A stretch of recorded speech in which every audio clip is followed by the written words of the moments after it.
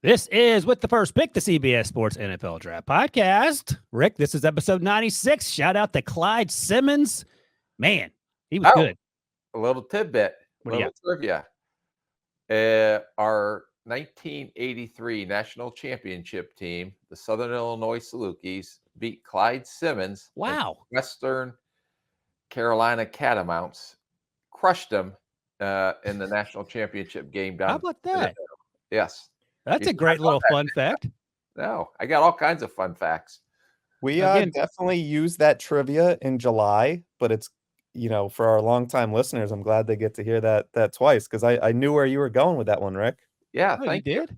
Look at that. See, Ryan doesn't pay you don't pay attention. I don't. That's what the issue is. That's where the disconnect comes in 68 days from now. Yeah, you cannot wait, by the way. You are chomping at the bit to get after me. By the way, that's shout out to Debo's guy, Clyde Simmons, number 96. I looked it up. I did do a little homework on this. 1992, he had 19 sacks. Like, we don't talk enough about how good Clyde Simmons was back in the day. But anyway, we'll get to Clyde Simmons as Debo notes over the summer. We'll have a Clyde Simmons retrospective. Was he opposite of Reggie White? Did they play together, Debo? Yeah, they played together. It was him, Jerome Brown, Seth Joyner was on that team. Pretty good. Eric Allen, Andre Waters. Oh, look at Wes Debo. Hopkins. Debo's a wee little puppet. He already knows. He knows every single player. Hit all the football cards.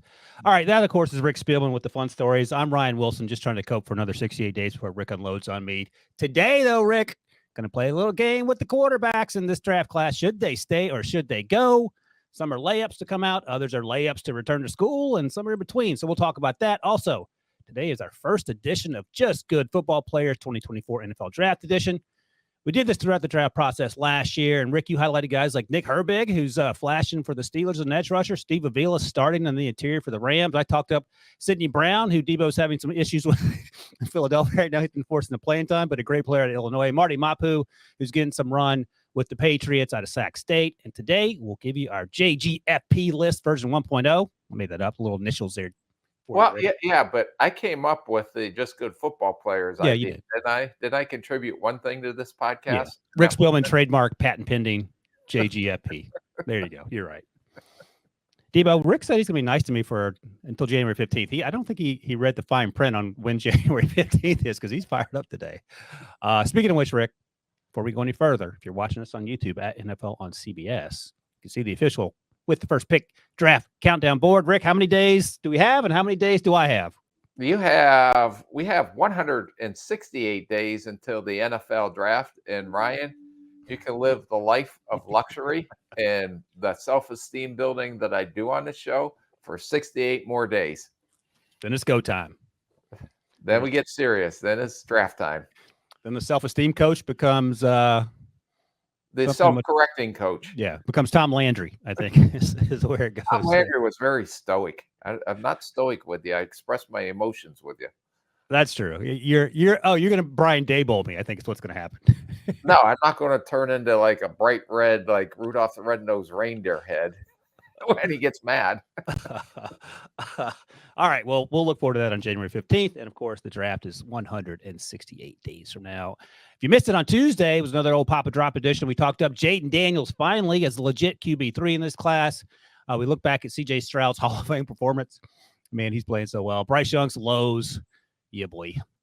Our top 5 rookie performances from week 9. And as always, you can check that out in the podcast feed. Rick, quickly, I went back and looked because I was curious.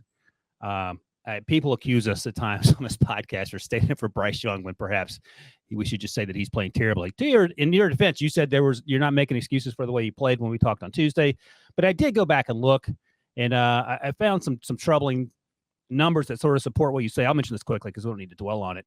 But in terms of this is from Next Gen Stats, I looked at all the wideouts for the Carolina Panthers and the tight ends in terms of average yards of separation.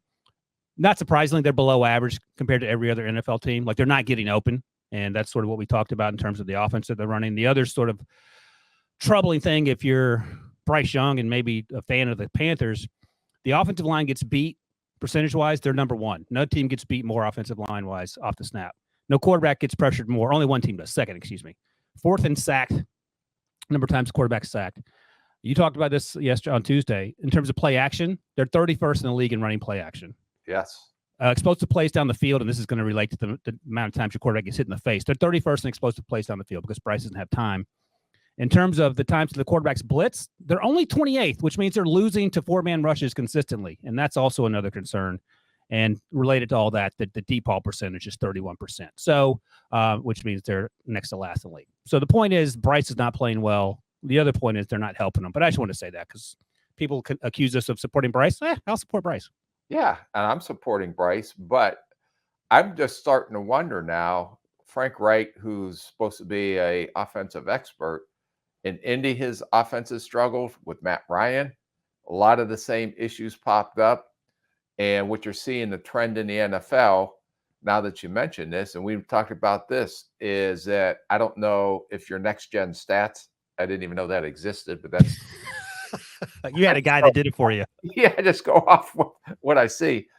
They do not run motions, and motions help free up in bunches. They help free up the receivers more. Look at how much motion San Francisco runs, how much motion that even Houston, when I watch Houston Miami and what they run, they just sit there in their formations, and sometimes it almost looks like 1970s old school, line them up and put in that vibrating football magnetic field and let those guys just I had one of those.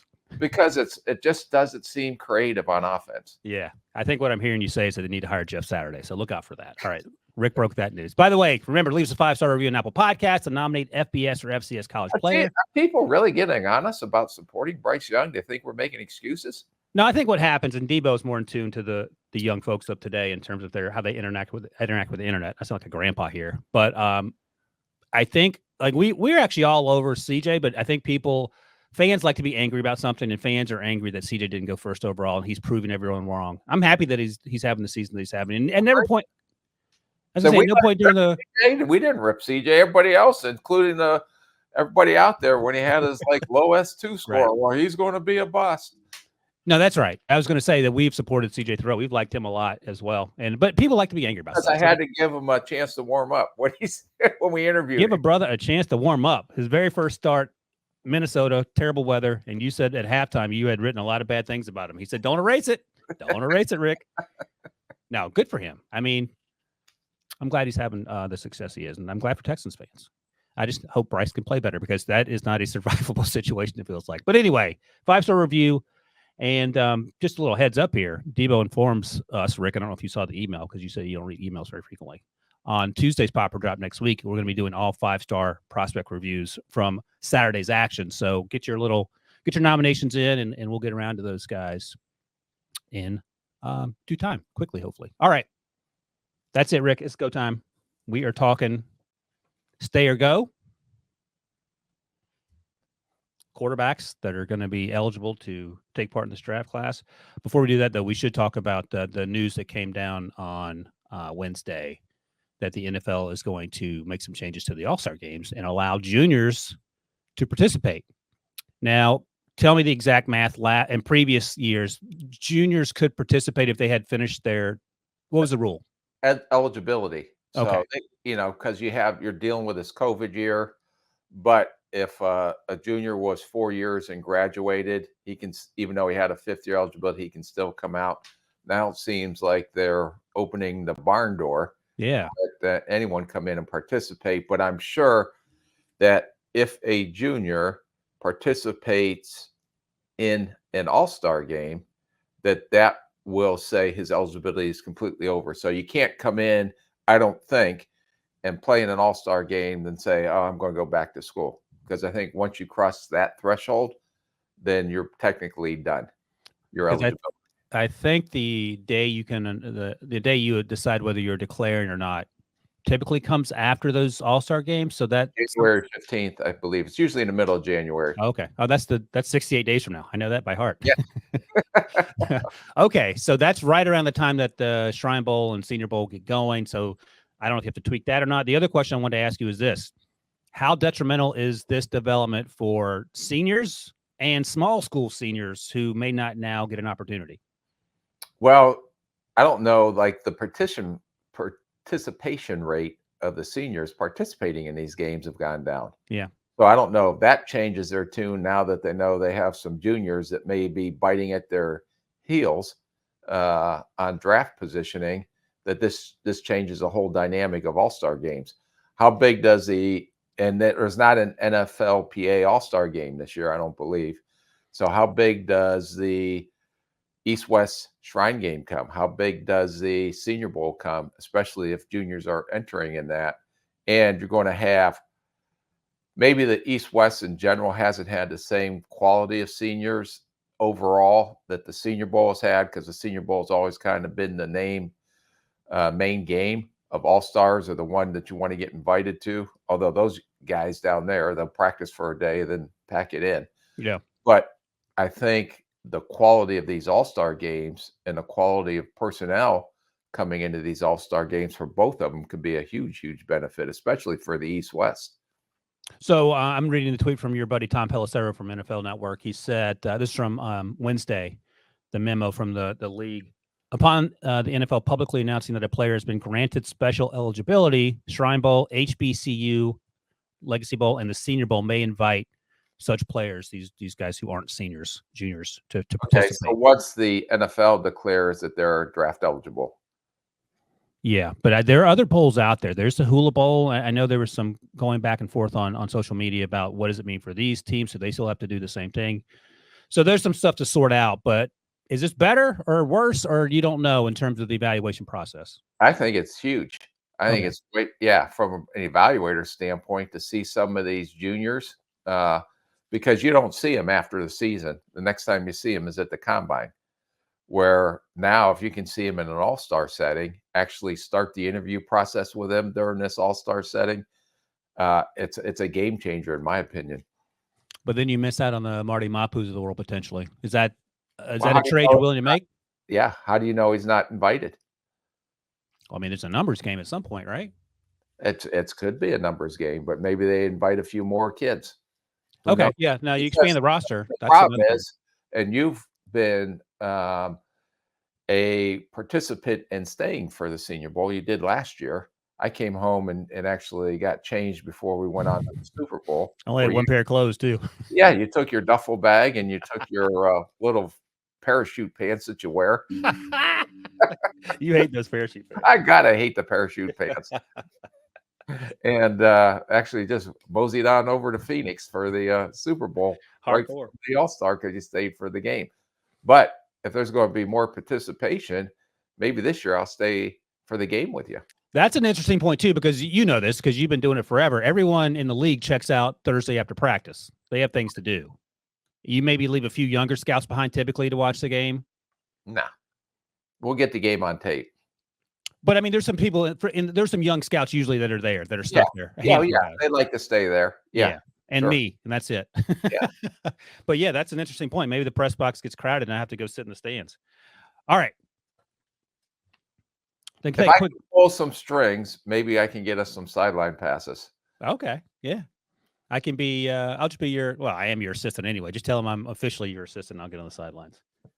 All right. Let's take a quick break. Then we're going to come back and we're going to do some stay or go with this quarterback class 2024 draft edition right after this. He led them to their 5th national championship. And now Jay Wright sits down with UConn men's basketball head coach. It's Home Court, Dan Hurley on CBS Sports Network. All right, Rick, stay or go. Let's talk about these quarterbacks. Debo list as no-brainers, underclassmen Caleb Williams and Drake May. I don't think you have – and Caleb Williams' father said in September that perhaps he comes back depending on who's picking where, so on and so forth. Drake May comes from a long line of fantastic athletes. By all accounts, he's a great dude. Caleb's supposed to be a great teammate. Any question in your mind that either one of these guys You'll never get that opportunity again to be a 1 or number 2 overall pick. Right. So why would you pass that up? And then can you imagine the insurance policy you'd have to take out on yourself if you stayed at the college level? And I'm all for people staying in school until they're ready to come out. But these two would not make up that money. And the insurance policy, and God forbid, what if they had some kind of career-ending injury because they came back? Let me ask you this, because I don't know anything about the insurance side other than when people say it. Does the agent who pays for the insurance policy? It's a little complicated on the back end, but for the most part, if it's some of the school, does the school take it out? Does a player take out a personal policy? Lloyd's of London. So I don't have the direct answer. Yeah. There are ways to make sure that and I'm sure both these guys are insured this year. Let me also ask you this: what kind of payout are we talking about if God forbid you get hurt and can't play again? Are we talking $10 million? Or are we talking $250? Like I think it depends on the size of the insurance policy.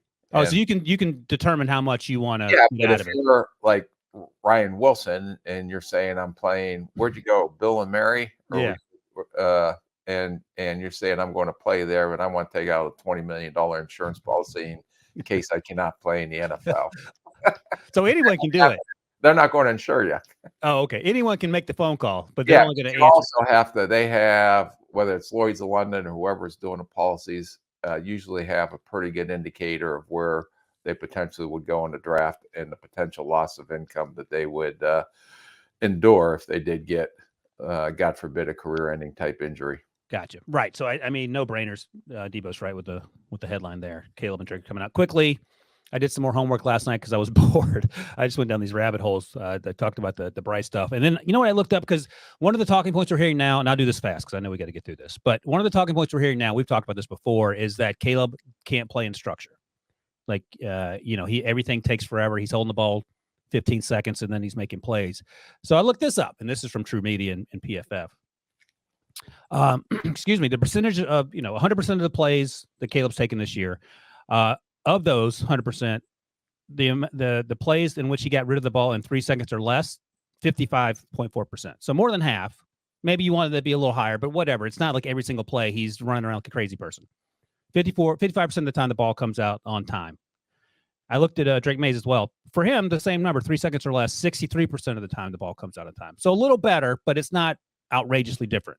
And I thought that was just noteworthy because we get so tied up in a narrative, and a lot of times I don't think people are watching as much of the snaps as perhaps we are, and they just hear things and run with it. 70% of Caleb's completions come in under 3 seconds. 74% of Drake's completions come in under 3 seconds. So I'm just putting that out there. Well, if you had that much time last night that you were bored, you should have did the same thing with the CJs of the world and the Bryces of the world. And the difference between the time it takes for the ball to come out of their hands at the college level and then the time that they are doing it now. Because I believe that Bryce Young is way faster getting the ball out of his hands. He has no choice. He has no choice. Yeah, but it's coming out a lot faster than it did in college. And what you see is that when he gets to the top of his drop, number one, no one's open. Number two, he doesn't have a chance to set. Number three, he has to run or get hit. Yeah, because they have him as a statue in a pocket. They're not putting him out in play action, as you mentioned earlier, and all the other things that some of these other quarterbacks are doing. All right, one last stat, and then we'll get going here. Under 3 seconds, that's when Caleb suffers only 18% of his sacks. 18% of his sacks come when he gets the ball out in under 3 seconds. 81% come when he doesn't. On the other hand, Drake gets sacked almost 41% of the time, 3 seconds or less. So some numbers for you to think about. All right, let's keep going through this list here. No eligibility left for these guys, so they don't have a choice. But we can talk about where we think they might end up going. And I'll just go down the list that Debo has them listed, and you can say, should we do the old here? We'll do the old Price is Right game, higher or lower. So we'll start. Michael Penix will be our starting point, and I'll name the guys below Michael Penix that Debo has listed, and you say higher or lower. Okay. So Michael Penix for me. Tell me where you think Michael Penix goes. Like top 35? Yes. Okay. So we'll say first round. So Michael Penix will say 32. Bo Nix. Lower. Spencer Rattler. Come on now. Oh my God. Ooh, way lower. I mean, might as well take a hold of China. Stop it. Jaden Daniels. Aha. Oh, that'll be interesting. I may have him right at the nips or a little higher. He's healthier. He's younger. He's a better athlete. He has probably just as good an arm. Penix has a pretty good arm, but yeah, I would, the way Jaden Daniels plays and with his mobility, I may give him a notch ahead.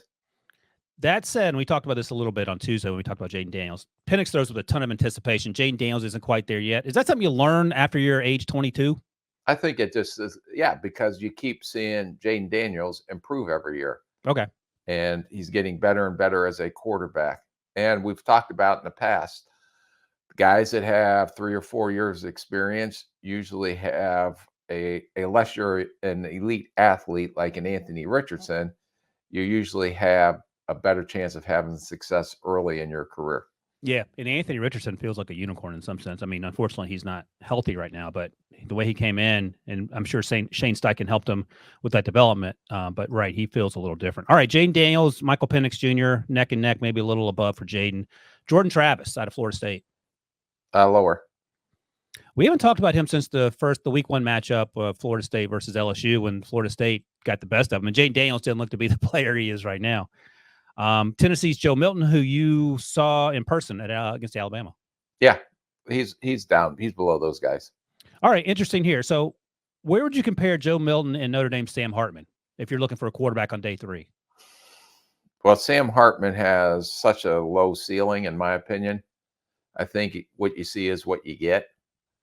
So I see him as a Saturday game. Milton, you're maybe betting on the upside, but I do not know if he processes as well as Sam Hartman.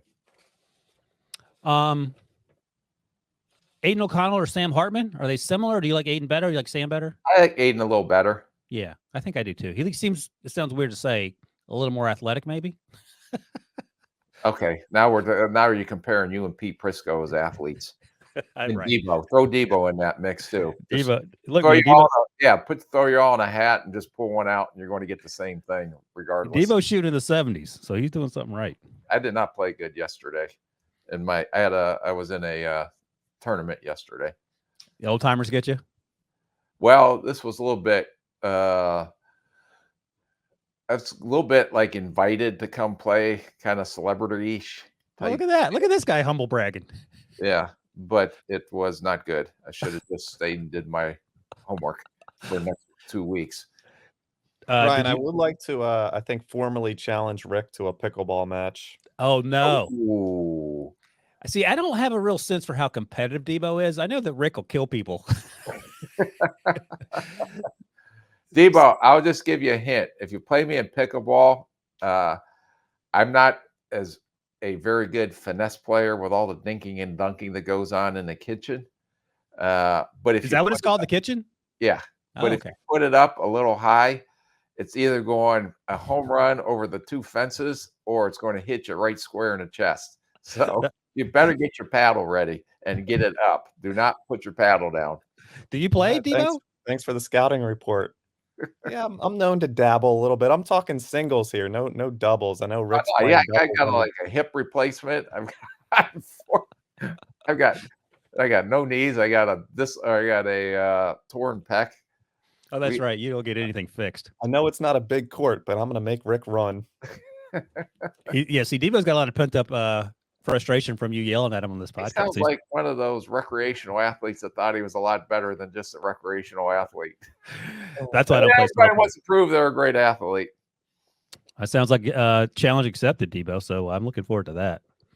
Just don't kill Rick because we got to do the podcast. Maybe we can do the podcast from the pickleball court. Yeah, we better do it before the match because who knows what's good. After the match, you might be in a wheelchair. Either all right, that or Debo will be if I get so for different reasons. All right, let's talk about some guys whose eligibility isn't up, and they have some decisions to make that are not no-brainers. Shadur Sanders, we've talked about. I mean, the first month of the season, we had so much fun talking about that Colorado team when they started 3-0, in large part because Shadur Sanders was playing so well despite the lack of an offensive line. They do have some skill position players, but the wheels have fallen off for that team. They've made some replacements at the offensive coordinating position. They've moved some chairs around there. It has not been fun to watch. Dion says Shadur will enter the 2025 draft, so it sounds like he's coming back. If he were to come out, does he still sneak into the first round? No. You don't think so?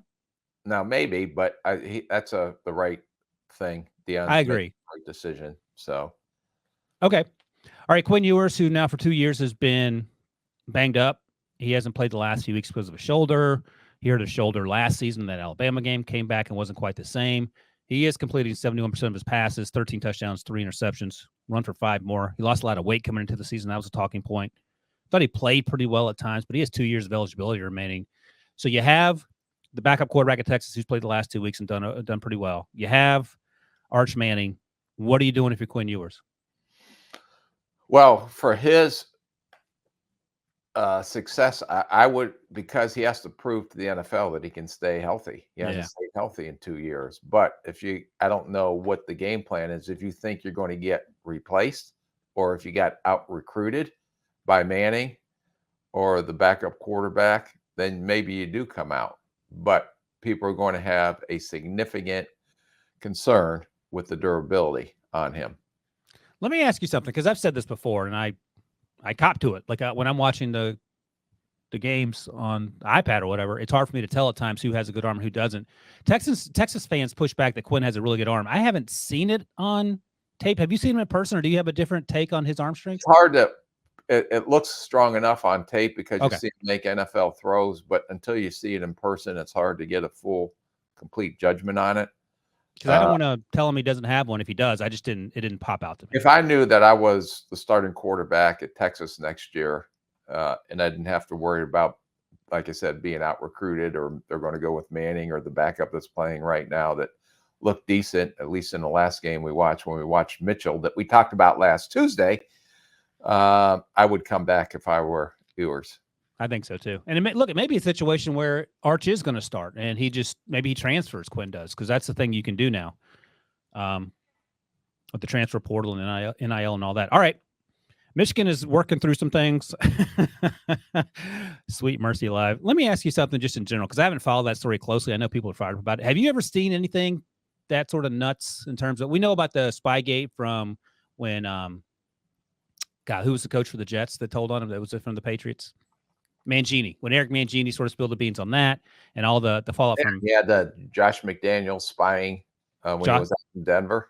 Oh, I don't even remember that. So Josh McDaniels was doing it. Have you seen anything like this at the college level before that's come out at least? It hasn't come out, so I don't know the intricacies of doing or don't, but it's a bad look, to be honest with you. Do you have? Because one of the issues is they have footage of Connor Stallions, I think is his name, who's now no longer with Michigan, on the sidelines at the Central Michigan game. I think is where people get really fired up. How tight is security on the sidelines? Because you have celebrities there, and like many celebrities at the Central Michigan's games this year. I mean, like for the Vikings, like was there a sideline protocol about who could be down there? Oh yeah, you have to have. Yeah, that's very strict, and any NFL is very strict. Oh, you can't just have some. Yeah, you have to have an assigned name, and it has to be checked out. You have only X amount of passes, so everybody is accounted for pregame, and because it's a little bit of a, I don't want to say, chaos in pregame, because they got every Tom, Dick, and Harry down there, people, and all the I don't call them boosters, but partners, and you can call them boosters. this and that, everything is down there in pregame. But that has to be accounted for as well. And then once the game starts, it is very limited on the people that are allowed on the sideline. Gotcha. Okay. All right. That makes sense. All right. Anyway, JJ McCarthy, quarterback at Michigan. I don't know if he decides, if he has any thoughts of coming back. I don't know what's going to happen. Can I tell you a funny sideline story? Yeah, absolutely. So, I was like, some of the colleges, and it's kind of interesting we're talking about this, is that some colleges do not let scouts go down in pregame. They say you can have the press box, but some of them limit your access during pregame, which is critical for scouts. And I don't know why they do it, but they do it so the scouts go down there so they can see the body types up close, and kind of like we did at the Senior Bowl, where you go down there and stand, look at the guys, watch them move before the game, and then you go up to the press box. One of the games I was at, Florida State, Notre Dame, when Notre Dame opened the season up down at Florida State that year, and Florida State gave them a heck of a run. Notre Dame ended up eventually winning. That's where Jermaine Johnson, popped out in his first game at Florida State. So there were a bunch of GMs because that Labor Day weekend, after you made all the cuts, everybody gets out of the office and you go kind of, I won't call it your vacation, but you get to do something different and just decompress and start, which most GMs love to do, is evaluate. And so we were down there, and then they found out we had scouting passes, which weren't allowed on the sideline. So the security start walking around and kind of kicking all the scouts back up. So I thought I would be slick. So I was like, maybe I'll just blend in, which I don't blend in very well. So my idea of blending in, I just went and stood with all the recruits there. You're a high school kid. Yeah. So I'm like sitting there, all the recruits there. And I thought maybe I can blend in with as a parent or something. And I'm like doing this and, and I see security looking around. And then all of a sudden I see 3 of them point at me like, oh, they found you. Out. Yeah. You know what's funny, Debo? Like Rick is very much a rule follower, but he is willing to bend the rules if it can benefit him and harm no one. Because at the end of the day, you're not harming anybody. You're just trying to get a better look at. Yeah, I'm trying to do my job. Yeah, how am I harming somebody standing there on a sideline getting body types or talking to coaches? Because a lot of times if you go down there early, and a lot of scouts go down there early, because when the visiting team comes, a lot of the coaches are in probably a smaller locker room anyway, and they're in a shoebox trying to get dressed. So the coaches get changed, and then they come out and sit on the bench and everything. And even the last game, the Tennessee-Alabama game I was at, there's 20 scouts there. Well, they're talking to the coaches from Tennessee, and maybe, and I was talking to one of the scouts. He says, yeah, I didn't get into that school. He was a national scout.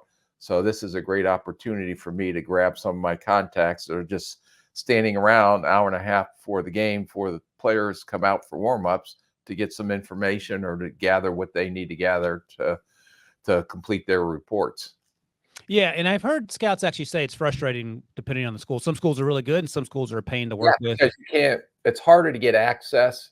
I mean, you usually have a pro liaison, right, but you're not going to get access to the head coach if you know him, or to any of these position coaches. But, before a game, that's a great opportunity to maybe grab the receiver coach or to grab this coach and just say, hey, and especially if you have a relationship with him, and he doesn't have time to speak with you during the week, if you're on a school visit during the week, that you can grab him before a game, hour and a half, 2 hours before the game. The number one rule of scouts is be there in the stadium 2 hours before the game. And to be there before the teams get there, or right when they get there. So when the coaches start filtering out from the locker room, that you're able to grab and talk to some of those guys. I don't know how many coaches I talked to when I was down there at that Alabama game. You were pretty busy at the pro days too, making the rounds. Yeah, it's a relationship business. Yeah, no, I've been told that a lot. By the way, one of the things that we will not be accused of, you and I, when we travel, is being late. 2 incredibly OCD old people. We get to dinner at 3 p.m. All right, JJ McCarthy, Michigan. He could come back. I don't know what's going to happen with Jim Harbaugh. He may leave. There may be sanctions. Who knows? But JJ McCarthy's gotten some first-round buzz. You like him a little bit more than I do. What should JJ do? I think he should probably consider, especially if I don't know what the situation is at Michigan, or if it's all going to blow up, there's going to be suspensions or what's going to happen. And if I play well down the stretch here, especially in the Ohio State game, that's, what else do I have to prove? So he'd be one that I would lean on potentially coming out, because he's in the mix for, in my opinion, the 3rd quarterback off the board. I was going to ask you my next question. Let's say you have pick 17 or 18 or whatever, and JJ McCarthy's there and Jaden Daniels is there. Who are you taking? I don't know yet. Okay. Yeah. Well, you This is a podcast. I would go with JJ right now. Oh, okay. There you go. You did answer it. What if Penix was there? I would probably rank them right now: Penix, Jaden, JJ. Okay, that's good for you. Oh, wait, I'm sorry. That was a great evaluation. I agree with that order. I don't know what I was thinking earlier. You can't even catch yourself. You just got myself. Yeah, you did. It took a second. All right. Tyler Van Dimes as the jersey that his mom wears to the game. Tyler Van Dyke of Miami. Got up to a pretty good start. We talked about the Texas A&M game. I think he was dealing in that game. And then the wheels are loose on the car, and he hasn't gotten a wrench to tighten him up yet. I don't know if that's what you use to tighten up a wheel. Anyway, he has 1 year of eligibility left. He's got to be old because he's been around the block a little bit. So I don't know if you care about him being 24 or 25 next year. But any idea about him returning, or do you say come out and see what happens? I don't know how much upside he has. I mean, he's been there. He's played a lot. It was a third, year as a full-time starter. Going to help him or not, I don't know. I was hoping to see the big jump this year, and we thought we were getting ready to see it, and it just hasn't panned out. So as an evaluator, you're saying, well, you got to look at the situation, but are you saying, is it just who he is who he is and what we're seeing? And he feels like he would be in the you are who you are. You are who you are. Or as Bill Parcells said, you are what your record says you are. All right. He feels like he would be in the tier below the Aiden O'Connells and Clayton Tunes. That's what I was going to say. Yeah, he's Saturday all the way. But even I would take O'Connell and Tune before him probably. You think? Sometimes he just doesn't look natural playing the position. All right. Well, here's my guy. I can't believe he's even on this list. He's a first-round pick, maybe first overall pick. Duke's Riley Leonard. Had the ankle injury against Notre Dame. I think he's had some injuries since. I saw another quarterback playing in the NC State game, so I'm not sure if that was the ankle or something else.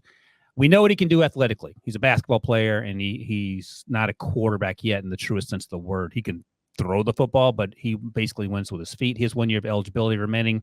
A month or so ago, I heard he was leaning towards coming out, but I don't know if that's changed. What do you think about Duke's Riley Leonard? He needs to come back. He would be a guy that definitely would benefit from another year, in my opinion.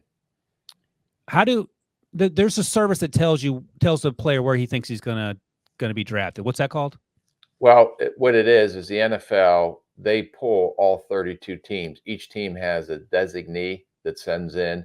So the players put in their requests for where will they potentially get drafted.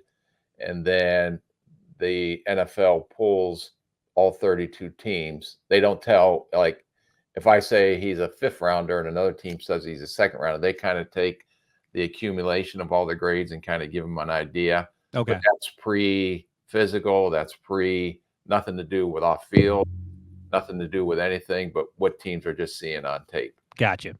And Debo notes that Leonard's still pretty banged up. He's not going to play against Carolina and Drake May this weekend, so that's something to note.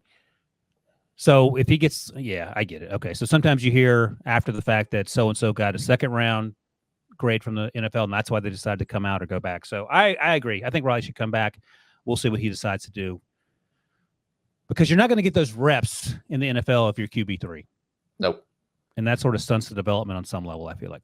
All right, DJ Uyunglele, we watched him at Clemson transfer to Oregon State, where that team is playing pretty well. We both watched him in one of the games, maybe the Washington State game, and it just wasn't clicking. He looked very robotic, I think is the term you used. But he's thrown 18 touchdowns. He's limited his turnovers. He only has 4 interceptions, has rushed for 6 touchdowns. He looks like a quarterback you'd build in the lab. He still has 1 year left. What do you think with DJ? I think very similar to Van Dyke. He has more than enough tape out there. I don't know if he's ever going to get better than what he has shown on the tape. So I would say if I were him, I'd maybe take a swing at it now, unless you want to play another year, because you may not play after this year. Yeah, no, that's just the reality. Sure.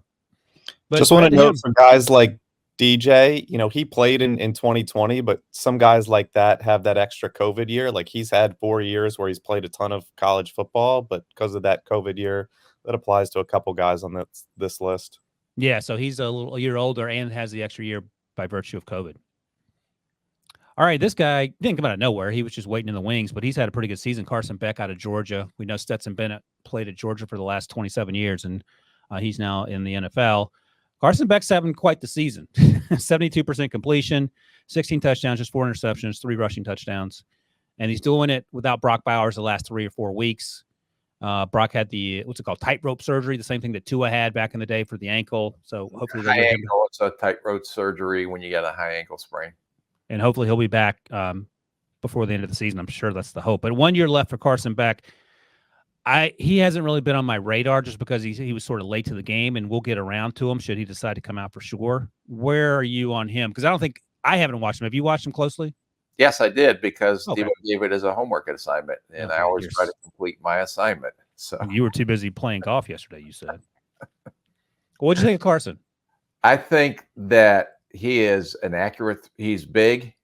He's pretty good athlete for his size. He needs to improve his accuracy down the field.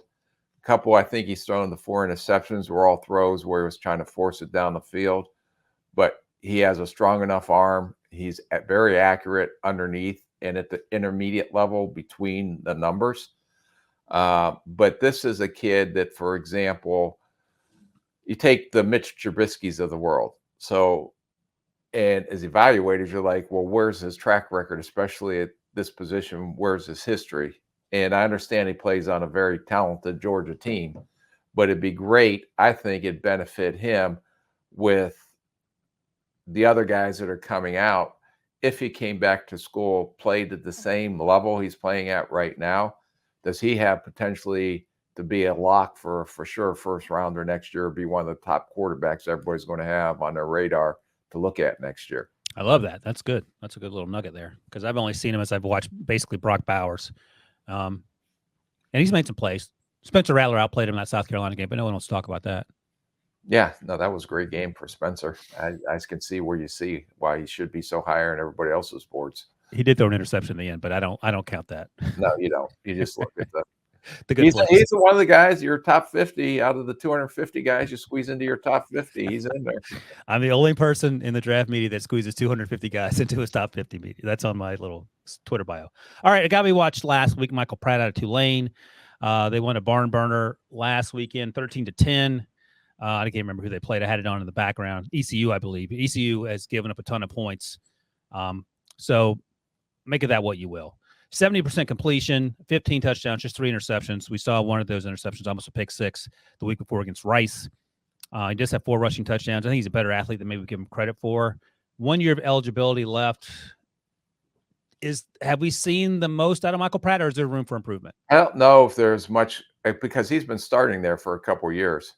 So it is he who he is? Is he going to change? Is he going to get better? The only thing in this situation that may be a little different is that if he came back, and I don't know the strength of next year's quarterback class, but there are a lot of names to decipher through this year's class.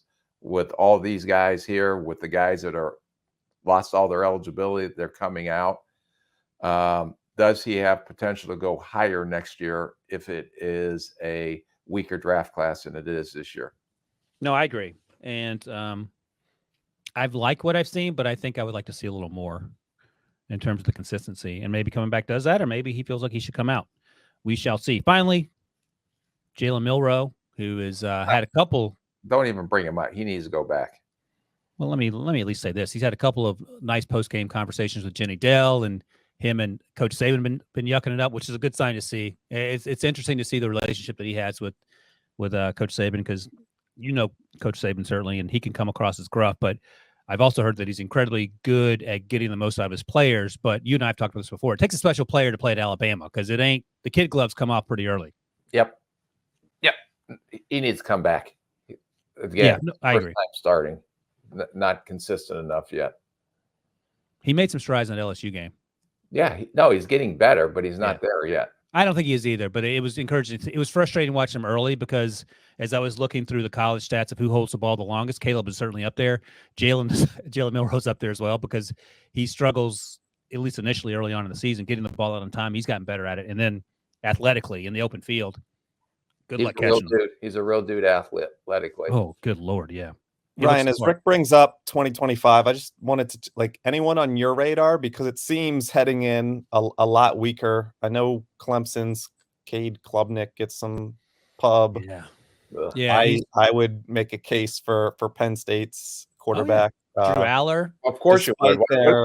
Yeah, anyone with a freaking Midney Lion on the – they don't even have – do they even have a logo on their helmet? No, they can't even afford it.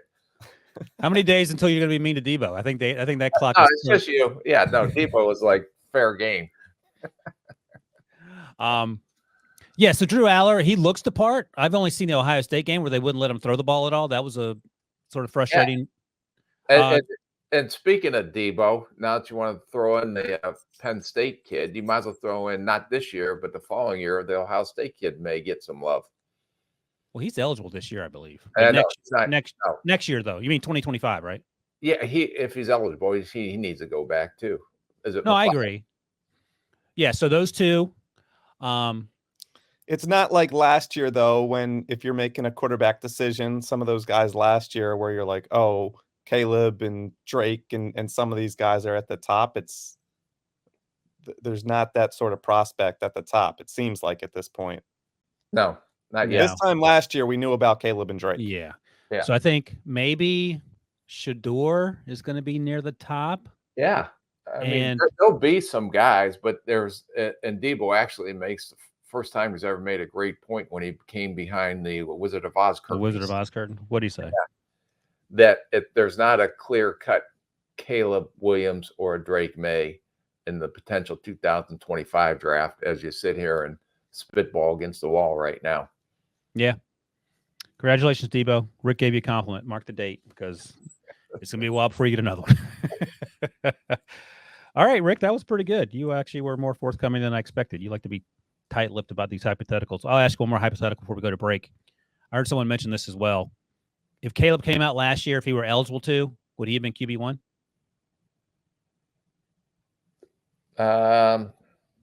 Who do you have to go against? Bryce, CJ, Anthony, Will Yes. Levis? Yeah. Okay. All right. Just something to keep in mind as we go through the process. Because I know that's going to be a conversation between Caleb and Drake. And, that'll be fun to watch. What I will not allow some of our colleagues to do is pit me against one of the prospects. I'm going to be pulling for everyone to have success. That's why they're all in my top 50. All right, let's take a quick break. When we come back, we're going to get to the game Rick invented, just good football players. Right after this. You a lawman or an outlaw? Bit of both, I reckon. Around these parts, we might be men.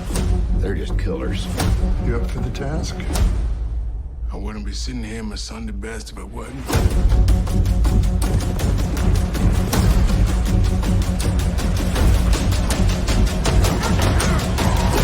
I'm warning you, your wicked days are done.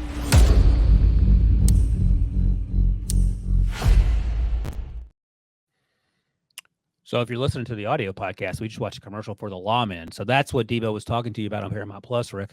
Yeah, no, Debo, since you can't rank these quarterbacks except that they're from Penn State or Philadelphia, how would you rank the Lioness versus Lawman? Oh, that's tough. Both great. I've only seen one episode of Lawman. 2 episodes are available right now on Paramount Plus.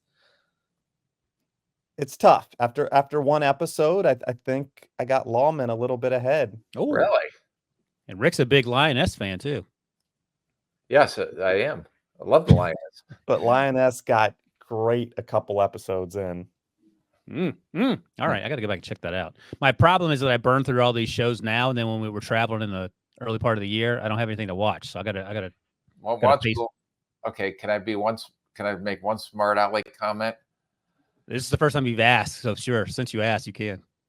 Watch tape. Heyo!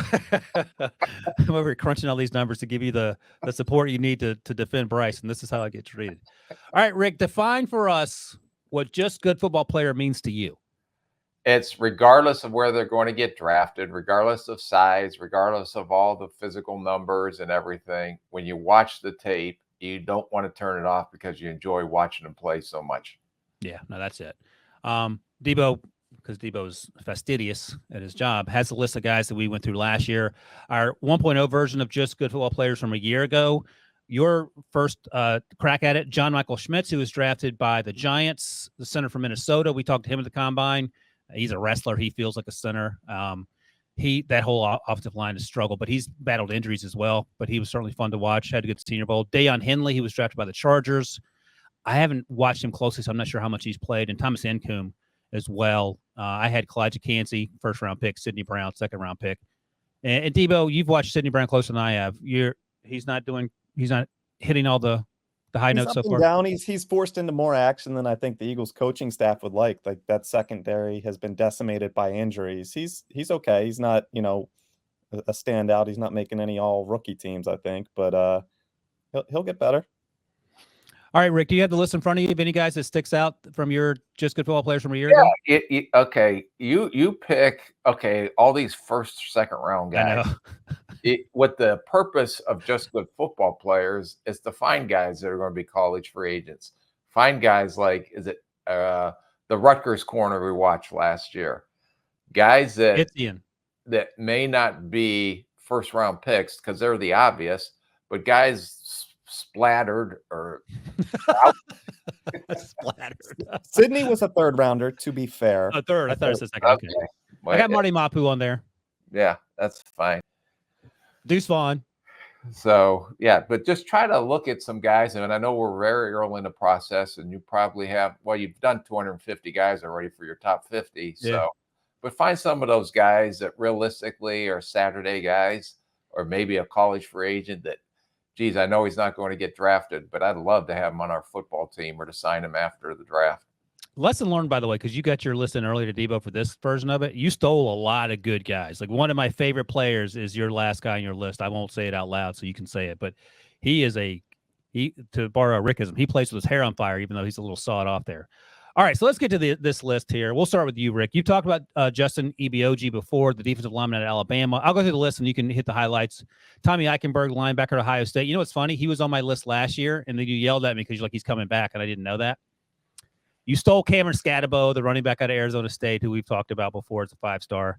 Javon Bullard, we did summer scouting on, the nickelback out of Georgia. And then my guy, defensive tackle Howard Cross out of Notre Dame, that guy is an Energizer bunny. All right, tell me who you want to hit on here.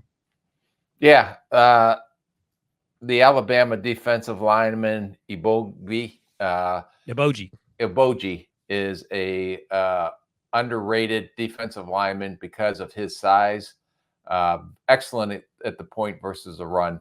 He plays extremely hard. I watched him play live in the Tennessee game. Must have had 22,000 tackles against the run. Made a great play on the screen. And he's not a great pass rusher, but can play up and down the line. One of those typical Alabama defensive linemen to come out. The thing that I was really impressed with is last year he missed most of the season with neck surgery. Oh boy! Came back and played extremely well with no issues with his neck. Great kid. Just talking with him, and I was very excited to see him come back off that injury because he's a fine young man, which I kind of miss that. Ryan, you took it out of your repertoire. I'll bring it back. Okay. Eichenberg's just a very good football player. Not as athletic as Jack Campbell or some of those other guys, but he attacks downhill, uses his hands, has some athletic limitations, but just love watching him play the game the way he plays.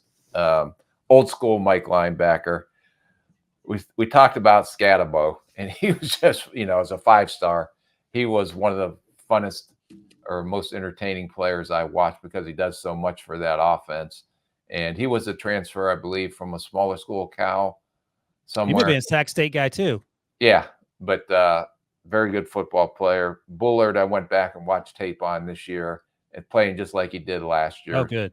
Nick, he is a going Jesse and run support, has some limitations in coverage, but very good football player. And then I didn't even know you knew Howard Cross. I thought I would kind of throw one by you. Probably going to be a college free agent. Maybe someone will take a swing on him late. He's only like 6 foot, maybe 280 pounds, but watching him versus Ohio State, watching him versus all the teams they played, he plays basically nose tackle, but he has such powerful lower body, and the way he plays with leverage and his energy and effort to get to the ball, regardless if he's blocked or not, was fun to watch. And then I think he's a little underrated as a pass rusher. I was pleasantly surprised watching him work the edges of an offensive center, and he can harass the quarterback. So I know with a 6 foot, 280 pound, that's going to be, and probably not going to be a great athlete when you test him at the combine. But if you just want to watch a good football player, watch him play and how he plays the game. I'm going to tell you the most Ryan Wilson thing ever. I liked him so much that I put him a honorary 51st on my top 50 list, with the understanding that he probably will go much later than that, but I just love the way he played. So that's That's how you get 250 guys on a top 50 list. You'd use a bunch of asterisks. Did you like all these guys? Have you seen these? For the most part, I thought they did pretty good on my first initial list. You stole a lot of my guys. Like Eichenberg had on the list last year. Scatterbo I was going to put on there. I hadn't watched Javon Bullard this year, but I'm glad he's still playing well. And Howard Cross I love. And you talked about EBOG before, so I took your word on that. Yeah, this is a pretty strong list. You guys don't have a lot of positional crossover here with version 1.0, but just want to say this is a good opportunity. We had a lot of $1 bets that stemmed from just good football players last year. Oh. Yeah, I still am waiting to get, although you bought me coffee almost every place we went last year. So yeah, of course. I bought you at least $14 worth of coffee.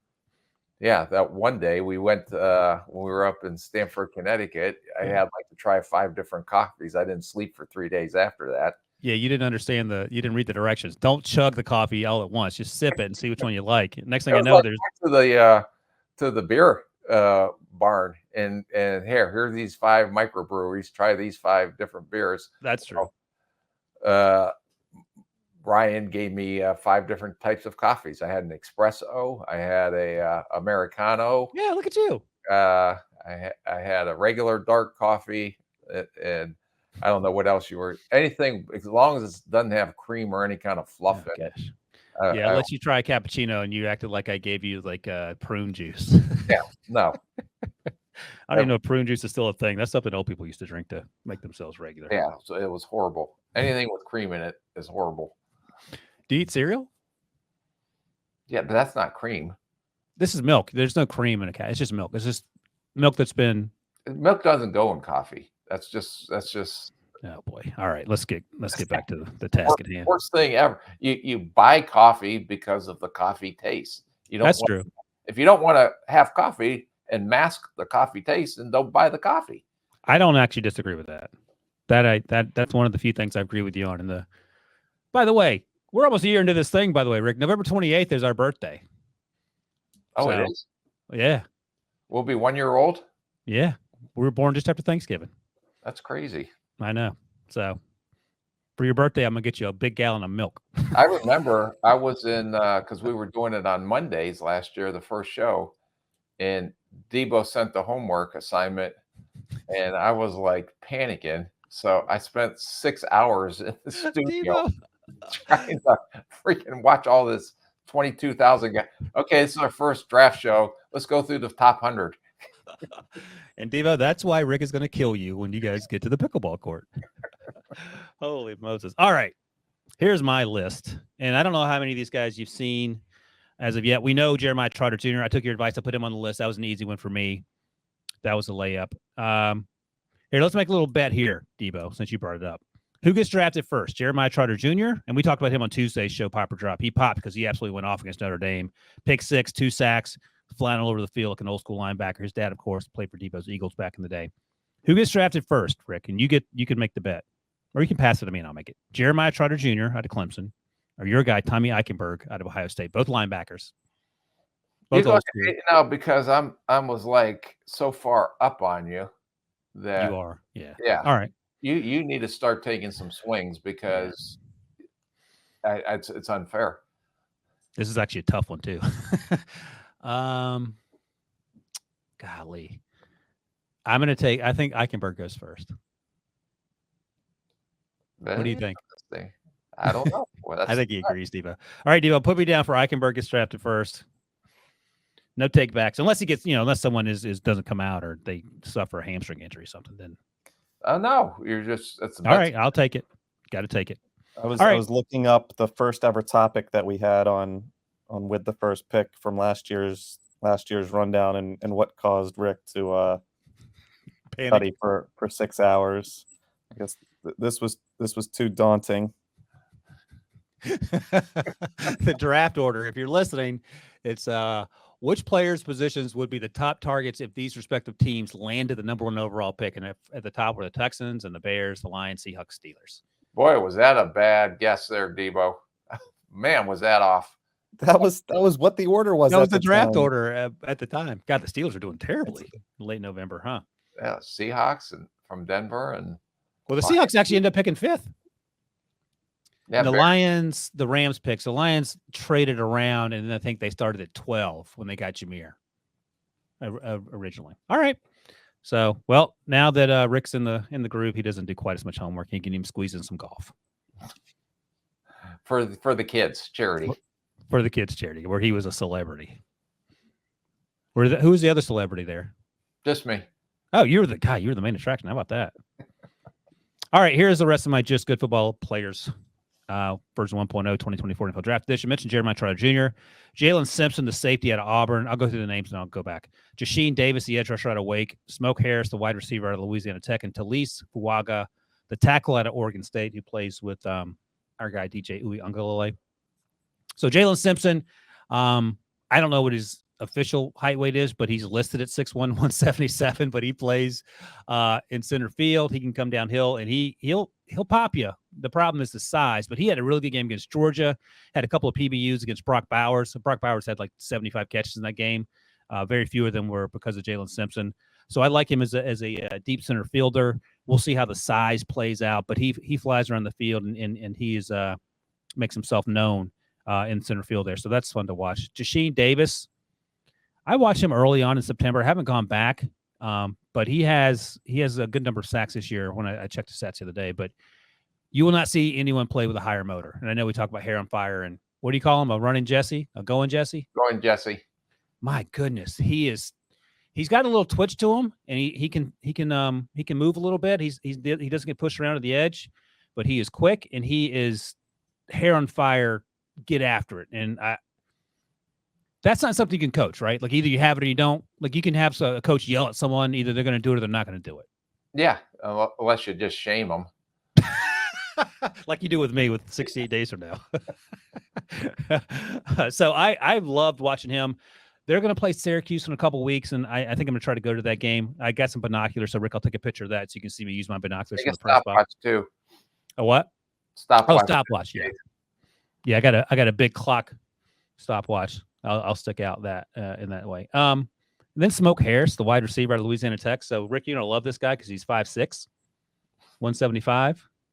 But I think we're seeing a resurgence thanks to guys like Tank Dell. And this guy plays angry, and he is one of the toughest guys on the field. He is regularly hitting home runs in the pass game. He's not surprisingly adds something in as a returner, punt and kicks. Primarily runs slots, no surprise there. Primarily is used in the end arounds and like the orbit motions and getting the ball in his hands, letting him do his thing. But he routinely puts up big numbers, and it's going to be interesting to see how the All-Star game situation works out for him because there's a difference between being Tank Dell at 5'8.5", and he's special. Like we talked about him on Tuesday because he's popping every week. And then someone like Smoke Harris, who we've seen that sort of player height weight-wise, but it's hard to imagine him being a top 100 pick just because of his size. Yeah, but in your world, he's a top 50. Oh, yeah, 100%. Have you ever drafted anyone? How tall was Jerick McKinnon? 5'8", 9. Oh, okay. So that's 95, 200 pounds. Yeah. And he scored a touchdown the other day for the Chiefs, so he's still getting it done. But he was he a third or fourth? You remember? I can't remember when we drafted him. I think he's right around that range, though. Yeah. He was he was the wishbone quarterback at Georgia Southern. Oh, that I did not know. Holy cow. Yes. Okay. And we drafted him as a runner. Interesting. All right. And then finally, Talise Fuaga, the tackle that I've talked about before briefly on the podcast. But he's one of those guys. I was watching him before I did the top 50. He also made my top 50, Rick. You will be surprised to learn. But I was that, and you talked about this at the top. You watch someone and you enjoy watching them play and you want to see more. That was Fuaga for me. I had no expectations going in. And I watched him. I was like, oh, now this guy moves well for his size. He's strong. He's stout at the point. He gets to the second level. He's athletic in space, yada, yada, yada. And I was texting with a scout who covers the West Coast and said that maybe his future's inside, which is a conversation that we seem to have all the time. And I don't know what determines whether you're inside or out. But I would put him in tackle and see what happens and go from there. He plays on the right side. And maybe he has short arms. I don't know what his measurables are, but he was fun to watch. As a now, look, he may end up being a top 40 pick, in which case that sort of makes him null and void for my list here as you defined it. One of those guys. We had guys. I mean, okay. I don't want to punish the guys that are good football players, like first, second round picks. But I'm pretty sure that Simpson at 177, that's going to be a hard sell to go super early. Jeremiah Trotter, we talked about him. Jasheen Davis, I'm actually curious to see how he works out. You were not a fan of his teammate Kobe Turner, so who ended up going to the third round to the Rams. He's been playing pretty well this season. Smokes 5'6", as I mentioned. So we'll see about that. Let me see if there are any other bets in here that I can make. I think Javon Buller's going to go higher than Jalen Simpson because of the size. Here's the one we'll do. We'll do this one. And you haven't seen Smoke Harris yet, but Cameron Scadabo, running back / quarterback / punter, or Smoke Harris. And Smoke Harris, I think, is going to run pretty well. And the thing we've talked about with Scadabo is how I don't even need to see Smoke Harris. I'm taking Scadabo. Okay. Even if he runs a 4.65 or whatever. But what if they're both free agents? Yeah, you're taking Scadabo because he can. I don't even know if he returns or not, but he feels like he can be a returner. No, he can't be. No, Too slow. Who? Smoke Harris? No, Scadabo. Smoke returns kicks now for Louisiana Tech. I don't remember. I have to go look at my notes to see if Scadabo is returning stuff now for Arizona State. Yeah. No, I don't know if he is or not, but we would go like this. Let's say we had $1 bet. Here's a new rule. Okay. New rule. And both of them were college free agents, but signed after the draft. The one who gets the biggest guaranteed money would be the winner. Okay. All right. I like that rule. Debo? Yeah. Did Debo fall asleep again? No. I was just reading some stuff about Rick Spielman and his 14 handicap. By the way, I checked really quickly. Scadabo is not returning kicks or punts for Arizona State. He is punting, however, for the Sun Devils. All right. So what's the bet going to be on Scadabo versus Smoke? The $1 bet. No, I mean, we're just saying, who are you taking? You're taking Scadabo, you said. Yeah, I would take Scadabo if I were you. I'll take Smoke just to make it. I'm going to take Smoke. Okay. And whether it's drafted or undrafted, I think he signs for more money if it's undrafted. How about that? Okay. That's great. There we go. That is it. Those are just good football players. Version 1.0. We'll circle back on these throughout the draft process. And we even got a couple of dollar bets out of it to start things going. We haven't had one of those in a while. All right. I think that's it, Rick. Unless you got something you want to yell at Debo about. No. All right. That's a wrap on episode 96. Thanks as always to my guy, Rick. Thanks to Debo for producing. And thanks to all of you who watch, listen, and comment. We'll be back on Tuesday for another Pop or Drop. In the meantime, happy Veterans Day and enjoy football this weekend.